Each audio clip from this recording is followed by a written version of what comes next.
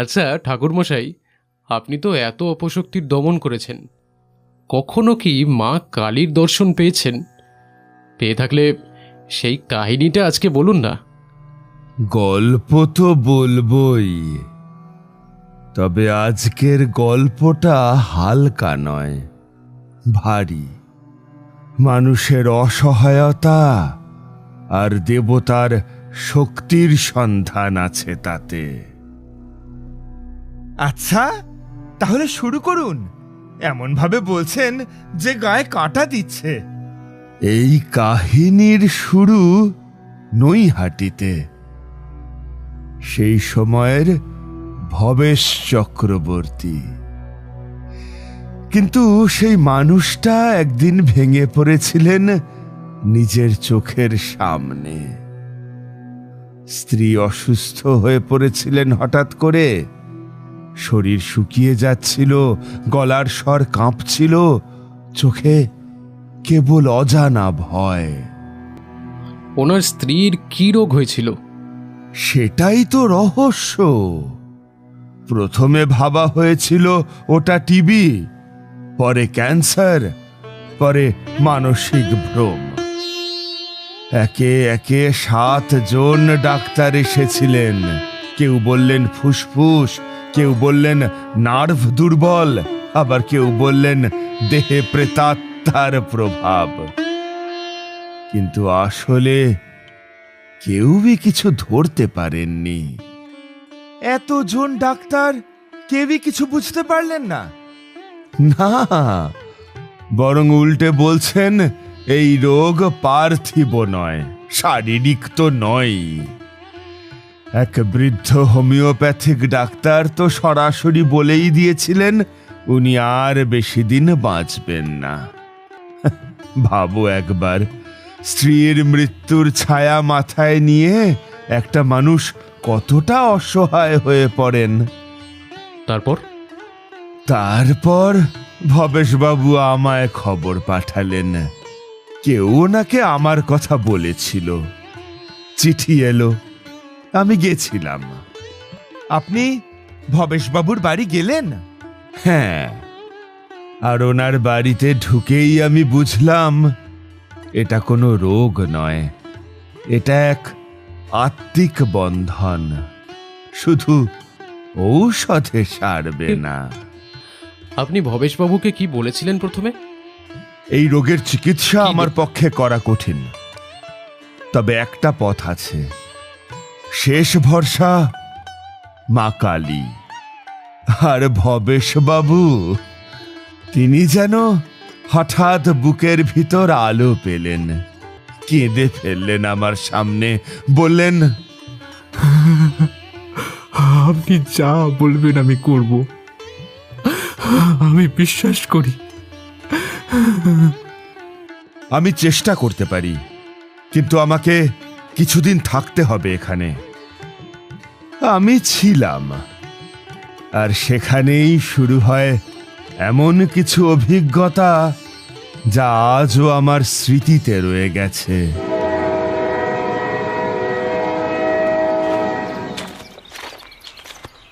নৈহাটির rail station থেকে নেমে পায়ে কিছুটা হেঁটেই পৌঁছলাম ভবেশবাবুর বাড়ি। দরজায় দাঁড়িয়ে ভবেশবাবু বলে উঠলেন, আপনার পথক্লান্তি হয়েছে নিশ্চয়ই। আমি সত্যিই দুঃখিত, কিন্তু আপনি ছাড়া আর কোনো আশাও যে ছিল না আমাদের। আশা যখন কেউ রাখে তখন কাজটা করা আমাদের কর্তব্য হয়। বাড়ির অভ্যন্তরে ভয়ের ছায়া। ঘরের দরজা খুলে ধীরে পা রাখতেই চোখে পড়ল ঘরের কোণে একটি চৌকি। সেখানে শুয়ে আছেন ভবেশবাবুর অসুস্থ স্ত্রী মৃণালিনী। পাশ থেকে ভবেশবাবুকে সমস্ত কাজে সাহায্যকারী নিতাই বলে, 3 দিন হলো খাইনি। মাঝে মাঝে হঠাৎ জেগে উঠে বলে, সে এলো, সে এসে দাঁড়ালো জানলার ধারে। জানালায়? তাহলে আমার সন্দেহ অমূলক নয়। আমি মৃণালিনী দেবীর কপালে হাত রাখলাম আর বললাম, এটা রোগ নয়, এর নাম আত্মিক ছায়া। শক্তিশালী, জড়, নীরব, অথচ ধীরে ধীরে শিকড় গেঁথে নেয় প্রাণের গভীরে। হ্যাঁ, আপনি কি বলছেন? ছায়া? ও কোনো আত্মার দ্বারা আক্রান্ত? না, ঠিক আত্মা নয়, আত্মার ছায়া। মানে যাদের আত্মা যাওয়ার কথা কিন্তু তারা যায়নি। এই ছায়া জিনিসটা ঠিক রোগ নয়, শূন্যতাও নয়। এটি এক ভয়ঙ্কর স্মৃতি, এক ক্লেদ যা নিজের অস্তিত্ব দিয়ে বাঁচে অন্যের শরীরে। তাহলে আমি এখন কি করব? আমি তো সমস্ত চেষ্টাই করেছি, বলুন। কলকাতা থেকে বড় ডাক্তার এনেছি, হোমিও, কবিরাজ, সিদ্ধি চিকিৎসা, কেউ বাঁচাতে পারেনি। আপনি তো আমার শেষ ভরসা। শেষ ভরসা এখন শুধু একজনই, মা কালী। আমি তাঁরই আশ্রয় থাকি। তবে এই কাজ সহজ নয় ভবেশবাবু। কালী মায়ের কাছে পৌঁছতে হলে চাই শক্তি, মন আর কিছু ত্যাগ। আমি সব দেব, আপনি শুধু বলুন কি পুজো করব। আমি আমার নিজের প্রাণটাও দিতে পারি, শুধু আমার মৃণালিনীকে আপনি বাঁচান। প্রাণ দিতে হবে না, আমাকে কয়েকদিন এখানে থাকতে হবে। এই বাড়ির পরিবেশ, এই বাতাস, সবকিছু বুঝতে হবে আমাকে। যতক্ষণ না মূলে পৌঁছই আমি কিছুই করতে পারবো না। আপনার থাকার জন্য দক্ষিণের ঘরটা পরিষ্কার করেছি, সেখানে বাতাস খেলে, আর মন্দির তো কাছেই। ভালো করেছ। আমি রাতে ঘুমোবো না। আমি দেখতে চাই রাতে কে আসে এই বাড়িতে। আপনি এখানে থাকুন, যত দিন দরকার থাকুন। আমার দরজা সব সময় খোলা। আমি শুধু চাই আমার মৃণালিনী আবার হাঁটুক, আবার হাসুক। তাহলে প্রস্তুত থাকুন, তবে ভয় পাবেন না যেন। মা কখনো তাদের ফিরিয়ে দেন না যারা সৎ মনে ডাকেন। চক্রবর্তী বাড়ির দক্ষিণের ঘর, সেখানে আলো আসে কম, আর জানালার ওপাশে নদীর কুয়াশা ছায়ার মতন ঢুকে পড়ে। এই বাড়ির অভ্যন্তরটাই বলবে তার ইতিহাস। শুধু মনের চোখ খুলে রেখে অপেক্ষা করলাম। রাত তখন প্রায় 12:30। বাতাসে একটা ভারী চাপ। সেই মুহূর্তেই একটা ক্ষীণ নুপুরের শব্দ ভেসে এলো বারান্দার দিক থেকে। কেমন যেন নুপুরের শব্দ। ঘরের দরজা একটু ফাঁক করে তাকালাম। বাইরে কেউ নেই, কিন্তু মেঝেতে যেন অদৃশ্য ছায়া সরে যাচ্ছে। আমি ধীরে ধীরে পায়ে আওয়াজ না করে হাঁটতে শুরু করলাম। ঠিক তখনই একদম নিচতলার পিছনের বারান্দা দিয়ে সরে গেল একটি ছায়া। দ্রুত সিঁড়ি দিয়ে নামলাম। বাড়ির পিছনে গঙ্গার পাড়ে পৌঁছে আমি যা দেখলাম তাতে বুকটা ধক করে উঠল। জ্যোৎস্নায় নদীর পার রূপলি, আর সেখানে একজন বধূ, লাল পাড় সাদা শাড়ি পরে, চুল খোলা, ধীরে ধীরে নদীর দিকে এগিয়ে যাচ্ছেন। তার মুখ দেখা যাচ্ছে না, পায়ের শব্দ নেই, শুধু শাড়ির আঁচল বাতাসে উড়ছে। আমি ওনাকে ডাকতে থাকি, শুনছেন? থামুন, ওদিকে কোথায় যাচ্ছেন? ওদিকে নদী। কোনো সাড়া নেই। সেই বধূ ধীরে ধীরে জলের মধ্যে নামতে শুরু করেন। আমি আবার বললাম, আপনি কি আত্মহত্যা করছেন? থামুন। কিন্তু না, সেই বধূ কোনো শব্দ না করে হাঁটতেই থাকেন, জলের মাঝে নেমে পড়েন। হাঁটু, কোমর, বুক, তারপর মাথাও, তারপর নেই। একটি বৃত্ত তৈরি হয় জলে, তারপর নিস্তব্ধতা। আমি দাঁড়িয়ে থাকি স্তব্ধ হয়ে। আমার পায়ের নিচে নদীর ধারের কাদা মাটি যেন হঠাৎ ঠান্ডা হয়ে গেছে। সেই মুহূর্তেই পিছন থেকে একটি শিশু কণ্ঠ। ওই বউটিকে আপনি ধরতে পারলেন না? ডুবে গেল। আমি ঘুরে দেখি খালি পায়ে দাঁড়িয়ে আছে। কে তুমি? আর এত রাতে এখানে একা কি করছো? ও বউ তো রোজ আসে, আমি জানি। শুধু আপনি ওনাকে দেখলেন আজ প্রথমবার। তুমি ওনাকে আগে দেখেছো? ঠিক তার পরের মুহূর্তে হঠাৎ ঝড় শুরু হলো। আমি আমি তাকিয়ে থাকতে পারছিলাম না, এতটাই ধুলো উঠছিল। কষ্ট করে চোখ খুললাম, কিন্তু তারপর যা দেখলাম তাতে আমার বুকটা এখনো কাঁপে। কি দেখলেন আপনি? সেই মেয়েটি আমার সামনে নেই। ঝড় হঠাৎ করেই যেন থেমে গেল। মেয়েটিকে চারপাশে আর কোথাও দেখতে পেলাম না। আমি বুঝলাম মা আমাকে ইঙ্গিত দিতে এসেছিলেন নিজে স্বয়ং। আমি প্রণাম করে সেখান থেকে ফিরে আসি। কাল রাতের পর আপনি কিছু বুঝলেন? হ্যাঁ, আমি দেখেছি তাকে, সেই বধূকে, লাল পাড় শাড়ি পরা, যিনি রাতের জলে মিশে যান। এই বাড়িতে তিনি কিছু খুঁজছেন। আমি তো কিছু জানি না ঠাকুর মশাই। আপনি থাকবেন তো, করবেন তো কিছু? আমি থাকছি, তবে মনে রাখবেন এ লড়াই শুধু আমার একার নয়। আচ্ছা ভবেশবাবু, ভালো মতো একটু ভেবে বলুন তো, আপনি কি অপ্রত্যাশিত কিছু দেখেছেন, যা দেখে আপনার মনে সন্দেহ হয়েছে? এমন তো কিছু মনে পড়ছে না ঠাকুর। হ্যাঁ, মনে পড়ছে ঠাকুর মশাই, মনে পড়ছে একটা ঘটনা। বলুন, আমার শোনা দরকার। আমি একদিন সন্ধ্যা নাগাদ কাজ সেরে বাড়ি ফিরছিলাম, বুঝলেন।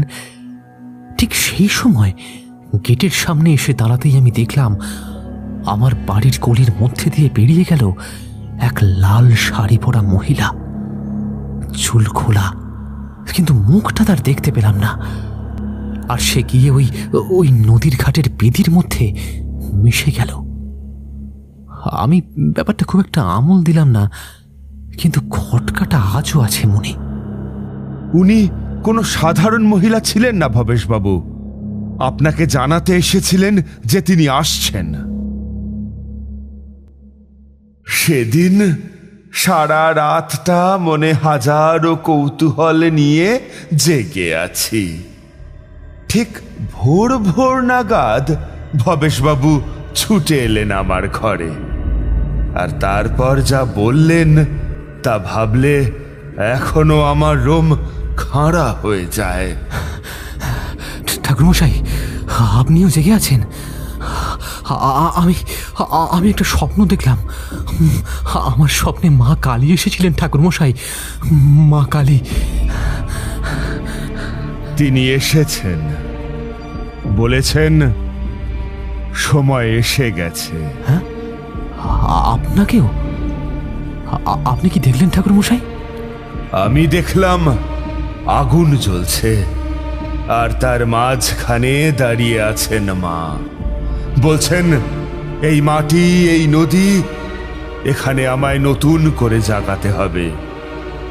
যেখানে ভক্তি কমে আমি ঘুমিয়ে পড়ি, আমাকে আবার ডেকো। বিশ্বাসে ও ভক্তিতে। ঠাকুরমশাই, আমি জেগেই ছিলাম বুঝলেন, তারপর চোখ দুটো যেন জোর করে বন্ধ হয়ে এলো, আর তার ঠিক পরেই আমি নিজেকে আবিষ্কার করলাম এক এক অচেনা দুনিয়ায়। চারিদিকে ধোঁয়া, পোড়া ছায়ের গন্ধ, আর আমি দাঁড়িয়েছিলাম এক জ্বলন্ত শ্মশানে।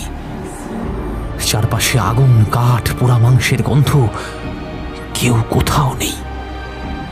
তবু যেন অসংখ্য হাসির আওয়াজ বাতাসে ভেসে আসছে। আর সামনেই দাঁড়িয়ে এক বিশাল মূর্তি, খোলা চুল, গলায় মুন্ডমালা, হাতে ত্রিশূল, মা কালী। কিন্তু চোখে রক্ত, মুখে রুদ্র হাসি। আগুনের মাঝে তিনি যেন ছায়া হয়ে চলছেন। মা মা কালী, আমি কোথায়? আমি এখন কি করব মা? আমি এখন কি করব? তোমার স্ত্রী বাঁচবে, তবে চাই ত্যাগ, চাই বিশ্বাস, আর চাই এক নতুন প্রতিষ্ঠা। মা, কি প্রতিষ্ঠা কিভাবে করব বলুন? যেখানে অন্ধকার সেখানেই আলো হবে। ভক্তিতে আমায় জাগাতে হবে। হঠাৎ আগুনে দেবীর চেহারা ছায়ের মতো মিলিয়ে যেতে থাকে। শ্মশানের ছাই বাতাসে ওড়ে, আর আমি মাটিতে পড়ে যাই। কপালে ঘাম, বুক থরফর করছে। হঠাৎ জেগে উঠে দেখি আমি তো নিজের ঘরে শুয়ে আছি। শরীর ভিজে গেছে, বাইরে তখনও অন্ধকার। তাহলে তাহলে কি করব আমি? কোথা থেকে শুরু করব এখন? হ্যাঁ, মা আমাদের নির্দেশ দিয়েছেন, কিন্তু যা করার তিনি নিজেই ঠিক করে নেবেন।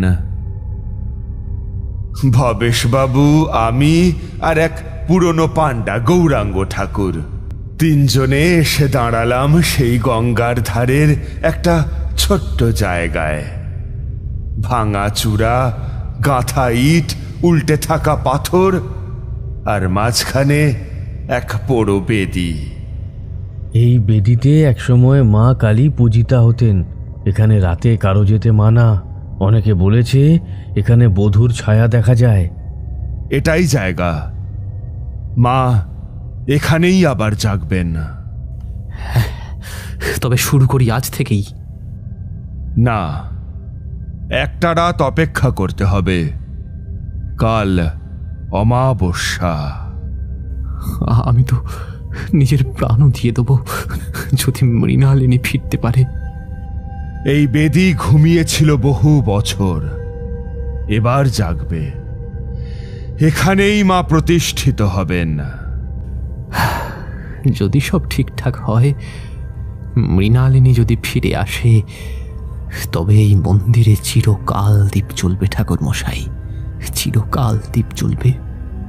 স্মরণে রাখবেন, যেখানে মা জাগেন সেখানে ছায়ারা প্রতিবাদ করে। তারা ভয় দেখাবে, বিপদ আনবে, কিন্তু ত্যাগ আর সাহসে জয় আসবেই। তারপর শুরু হলো মাটি পরিষ্কার, গাছ কাটা ও ঘাট বাঁধার কাজ। গঙ্গার অন্য পারের মৃৎশিল্পী প্রতিমা তৈরি শেষ করলেন। প্রতিমা আনার দিন ঠিক হলো, নৌকো সাজানো হলো। নরেন মাঝি বললেন, শুধু মা কালী নয় গো বাবু, এমন মূর্তি তো আমি জীবনে কোনোদিন দেখিনি গো। যেন চোখে আগুন। এ তো ঠিক মা নিজেই। যে চোখে আগুন আছে সে পথে বাধাও আসবে, সাবধানে চালিও মাঝি। নৌকা তখন মাঝ নদীতে।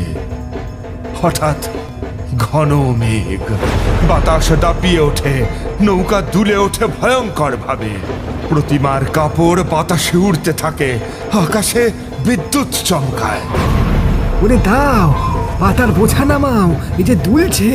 হ্যাঁ, আমি বুঝলাম সবই মায়ের খেলা। মাকে শান্ত করতে আমি মন্ত্র পড়তে শুরু করলাম। ওং হ্রিং কালিকায় নমঃ। কাল রাত্রি কৃপা করো, প্রতিমা অবশেষে পৌঁছে যায়। পরদিন সন্ধ্যায় পূজার প্রস্তুতির শেষ পর্বে আগুন জ্বলে ওঠে বেদির চারপাশে। আমি হাত জোর করে বলি, মা, তোমার নামেই আলো জ্বলবে, তুমি এসো, ভয়কে সরাও। ঠিক তখনই হাওয়া থেমে যায়, আর বেদির ওপরে ছোট্ট একটা প্রদীপ নিজে থেকেই জ্বলে ওঠে। সবাই থমকে যায়। এই আলো তো কেউ জ্বালায়নি। জ্বালিয়েছেন তিনি এসেছেন। রাত গভীর, রাতের নিস্তব্ধতা গঙ্গার পার জুড়ে ছড়িয়ে আছে। আমি একা বসে আছি পুরনো বেদির সামনে, যেখানে প্রতিমা স্থাপনের প্রস্তুতি প্রায় শেষ। বাতাসে ধূপের গন্ধ, আর শোনা যাচ্ছে নূপুরের শব্দ। আমি চোখ খুলে সামনে তাকালাম। চাঁদের আলোহীন রাতেও এক ধূসর আলোয় দেখা গেল একজন বধূ। লাল পাড়, সাদা শাড়ি, ভিজে চুল, কপালে টাটকা সিঁদুর। চোখ দুটো শূন্য, অথচ দহনময়। আস্তে আস্তে তিনি আমার সামনে এসে দাঁড়ালেন। আমি বুঝলাম স্বয়ং মা এসেছেন। মা, তুমি এসেছো মা? তারানাথ, তোকে এখানে নিয়ে আসার আমার একটাই মাত্র কারণ ছিল। কি কারণ মা? আমি প্রতিষ্ঠিত হতে চেয়েছিলাম এই জগতের দুর্দশা দূর করতে। আমি ভবেশের মাধ্যমে প্রতিষ্ঠিত হলাম, কিন্তু তুইও হলি এক মাধ্যম। তোর কাজ শেষ, তবে মনে রাখিস, যে আমাকে ভক্তি ভরে ডাকবে আমি সবার মনের আশা পূরণ করব। এখানে জাতি ধর্ম বলে কিছুই নেই, আমি সব পার। ভোরের প্রথম আলো গঙ্গার জলে লাল আভা ছড়িয়ে দিয়েছে। পুরনো সেই ধ্বংসপ্রায় বেদি আজ সেখানে বসানো হয়েছে নতুন প্রতিমা। মা কালী কালো পাথরের মতো দীপ্ত, চোখে প্রজ্ঞার দীপ্তি এবং গলায় হালকা হাসি। ঘণ্টার শব্দ বাতাসে ছড়িয়ে পড়ছে, সঙ্গে ধূপের ঘ্রাণ। ছোট বড় সবাই হাজির। গ্রামের মানুষ, গৌরাঙ্গ ঠাকুর, নরেন মাঝি এবং ভবেশবাবু। বেদির সামনে ভবেশবাবু হাত জোর করে দাঁড়িয়ে, চোখে অবিশ্বাস, আশা আর এক অপার্থিব প্রত্যাশা। আমি মায়ের সামনে মন্ত্র পড়ে পূজা আরম্ভ করলাম। গলায় যেন ভিতরের এক অদ্ভুত ভার। চোখ বন্ধ, ঠোঁটে নিঃশব্দে উচ্চারিত শব্দ। ওং হ্রিং কালিকায় নমঃ। শক্তি যেখানে ঘুমিয়ে থাকে সেখানেই জাগো মা। আলোকে ছড়িয়ে দাও, ভয়কে সরাও। প্রতিষ্ঠা শুরু হোক। আজ এই ভূমি আর অভিশপ্ত নয়, এ তো এখন আশীর্বাদ ধন্য। জয় মা কালী। ভবেশবাবুর হাতে মায়ের প্রাণ প্রতিষ্ঠা হলো।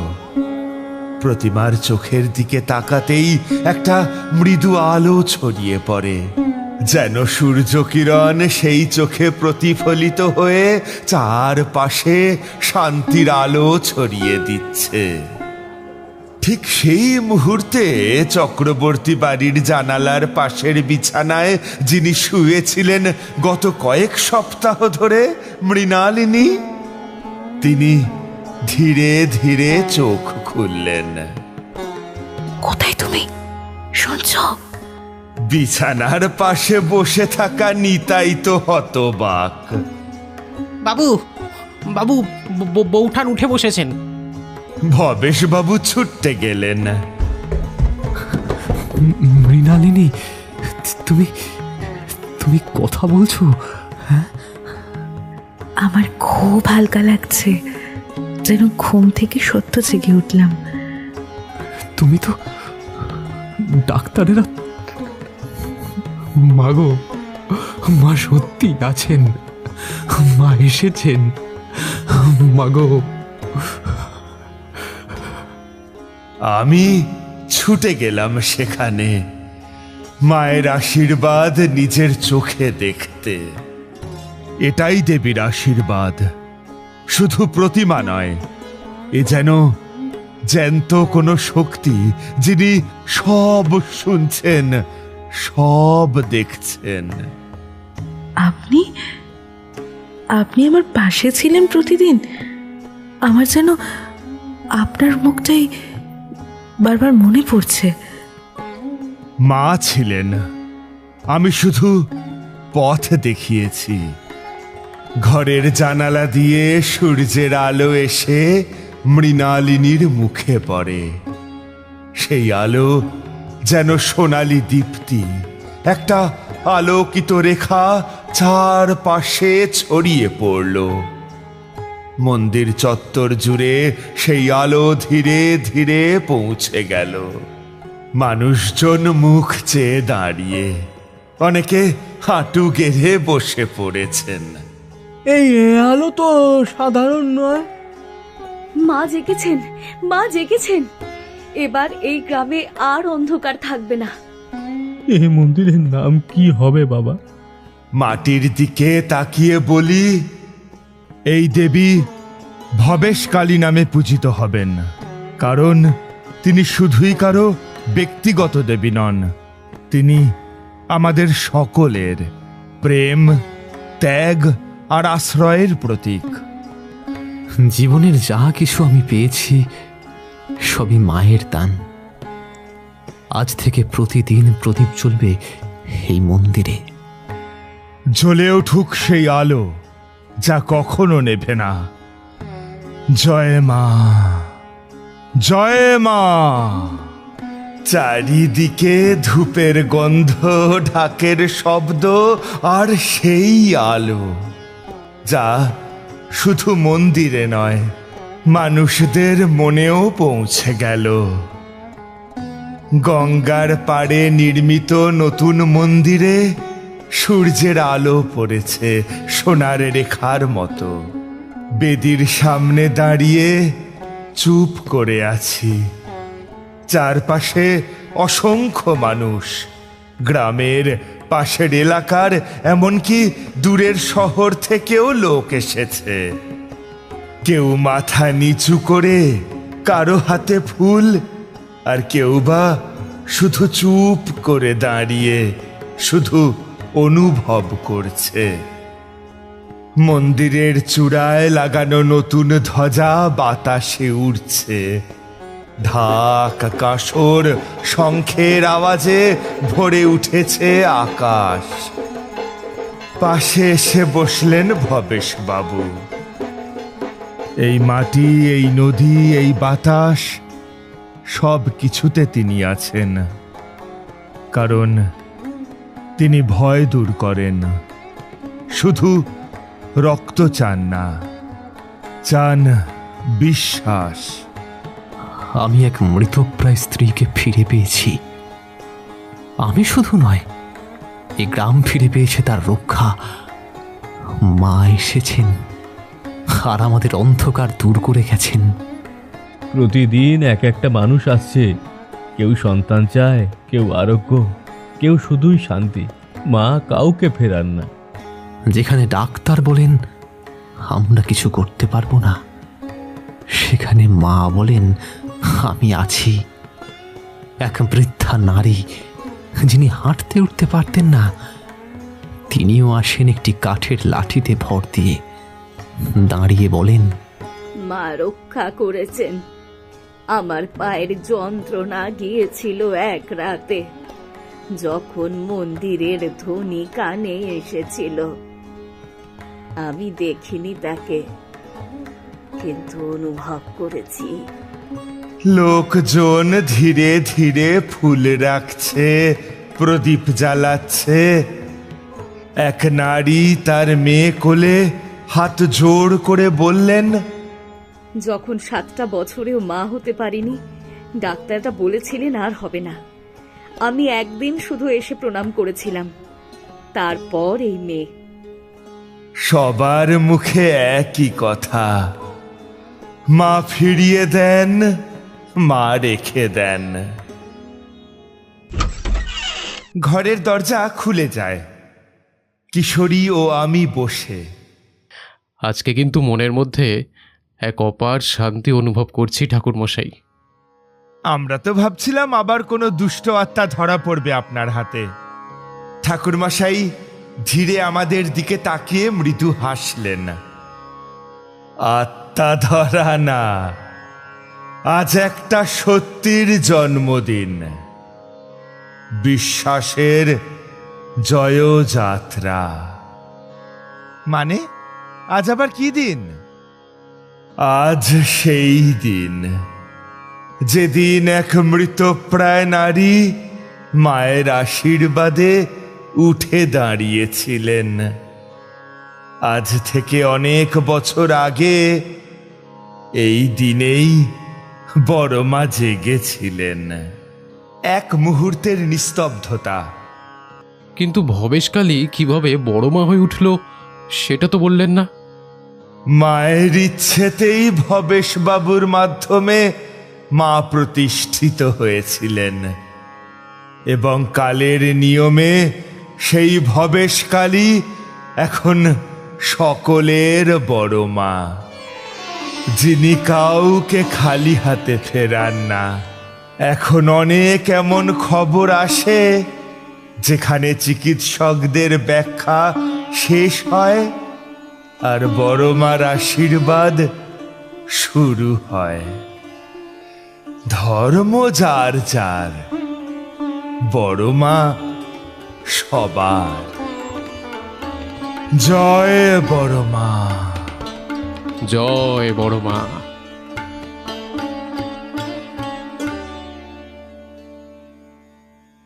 আমাদের এই গল্প যদি আপনাদের ভালো লেগে থাকে তাহলে অবশ্যই লাইক করবেন এবং শেয়ার করবেন।